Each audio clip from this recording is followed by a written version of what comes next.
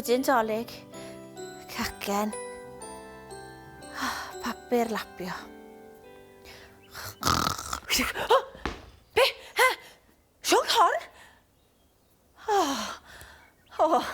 O'n i'n cael 5 munud fach. Mae cymaint o bethau i wneud adeg yn y dolyg yn dos e. Gwneud y pwdyn, rhoi eisyn ar y gacen, lapio anrhegion, a fy hoff beth i yn y byd, a ddirno'r goeden y dolyg. Wy am yr ddirno yng nghoeden y dolyg pnawn yma.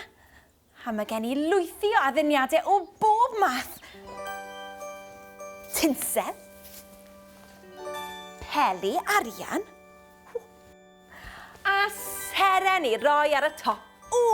Wi wrth y modd dy'r Nadolig. Canu carole, bwyta mince pies ac agor yr anrhegion wrth gwrs. Mae hynny'n fatgoffau. Mae gen I stori am anrhegion Nadolig. Hoffech chi eich clywed I? Wi'n caru adrodd stori. Roedd hi'n noswyl Nadolig ac roedd y plant bach I gyd yn cysgu'n sownd. Ond roedd tŷ Sion Corn yn llawn prysurdeb. Roedd y llygod wedi bod wrthi ers ben bore, yn peintio'r sled, yn sgleinio carnau Carwyn y Caru ac yn trysio'r tyllau yn sach Sion Corn. Ni ddim moyn i'r anrhegion gwmpo mas I ni. Roedd popeth yn barod I Sion Corn ddosbarthu anrhegion I blant bach y byd. Ho, ho, ho, meddai'n Sion. Ffwrdd â ni, Carwyn. Roedd Sion Corn ar fin dringo mewn i'r sled, pan sylwodd y llygod bod y sach anrhegion yn wag. Sion Corn! Sion Corn! Chyd I anghofio rhoi'r anrhegion yn y sach. Wps! Oedd. Roedd Sion Corn wedi anghofio'r cwbl am yr anrhegion. Diolch byth bod y llygod yna i'w atgoffa. Aeth Sion Corn I nôl y gist fawr, lle roedd e'n cadw'r anrhegion. Ond, cyrhaeddodd y stabl, ac roedd y gist wedi mynd. Na, meddai Sion Corn, ble mae'r gist? Doedd e ddim yn cofio symud hi, ond oedd e ddim yn hollol siŵr chwaith. Roedd cymaint o bethau I wneud adeg yn y dolyg. Roedd e'n drysu weithiau. Rhaid dod o hyd i'r gist ar frys, meddai. Neu bydd rhaid I ni ganslo'r Nadolig. Canslo'r Nadolig? Roedd yr anifeiliaid wedi synnu. Gallai Sion Corn byth a chanslo'r Nadolig. Bydd dim dewis, meddai. Os na allai ddod o hyd i'r gist. Ond oedd gan Sion Corn ddim syniad ble I ddechrau chwilio amdani. Twit-hw! Cynigiodd Teifi Dylluan ddoeth bod Sion Corn yn mynd dros bopeth oedd wedi wneud y diwrnod hwnnw. A wedyn falle bydde fe'n cofio ble oedd wedi symud y gist. Syniad gwych, meddai Sion Corn. Eisteddodd I lawr yn ei hoff gadair esmwyth a dechrau mynd dros bopeth oedd e wedi gwneud y diwrnod hwnnw. Peth cyntaf nath e, oedd mynd I roi blanced dwym yn y sled. Mae'n gallu bod yn oer iawn yn teithio'r byd mewn sled. Wedyn, cafodd 5 munud fach tawel. Oedd e wedi blino'n lan ar ôl yr holl baratoi.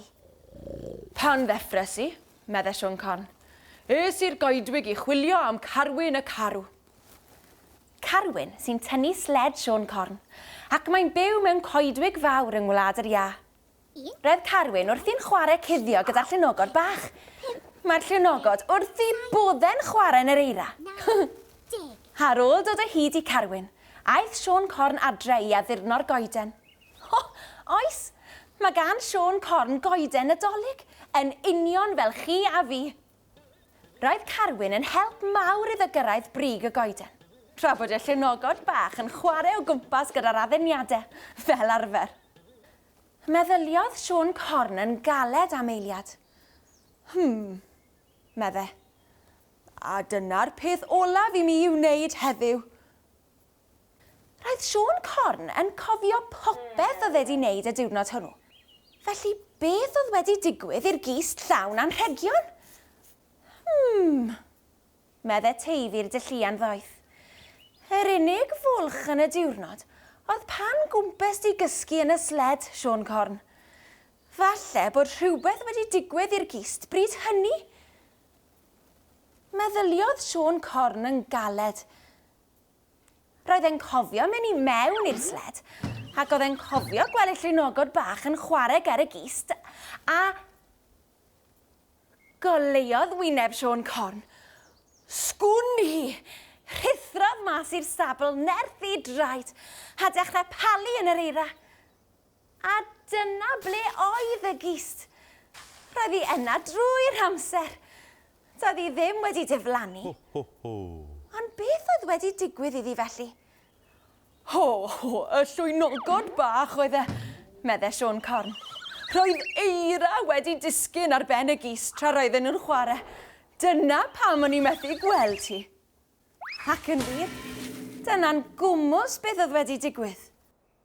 Roedd y llunogod bach yn sori am achosi trafferth, ond roedd Sion Corn yn deall yn iawn mai damwain oedd hi. Y peth pwysig oedd bod e wedi dod o hyd i'r gist. Bydd dim rhaid i ni ganslo Nadolig wedi'r cwbl, meddai Sion Corn yn llon. Cyn pen dim, roedd yr anrhegion i gyd yn y sach, ac roedd Sion Corn yn barod i fynd. Hwyl fawr, ffrindiau, meddai. Welech chi bore fori.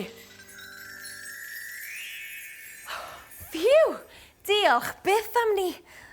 O'n i'n poeni am yr anrhegion na. O chi? Ych chi'n canu can wrth aros i Sion Corn dod i'ch tŷ chi? Wi yn. Hoffech chi eich clywed?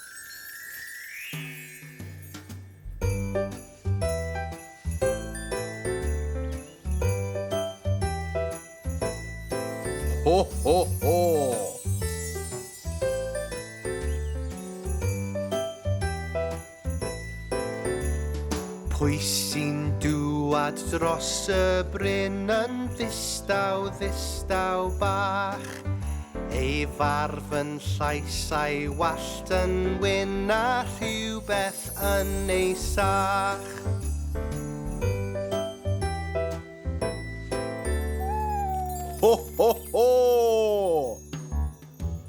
A phwy sy'n eistedd ar y to, ar bwys y simne fawr? Sion Corn, Sion Corn, helo, helo. Tyrd yma, tyrd i lawr.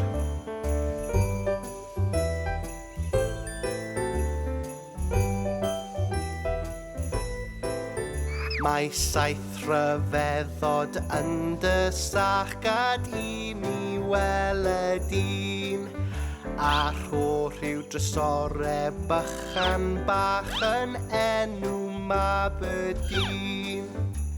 Mae'r gwynt yn oer ar brig y to, mae yma ddisgwyl mawr.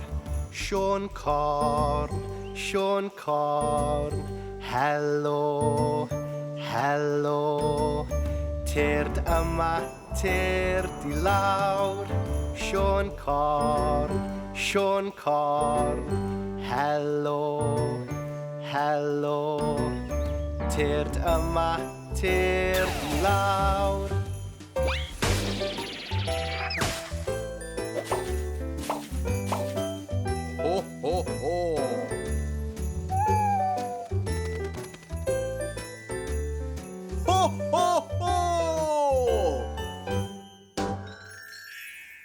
Sion Corn, Sion Corn, helo, helo.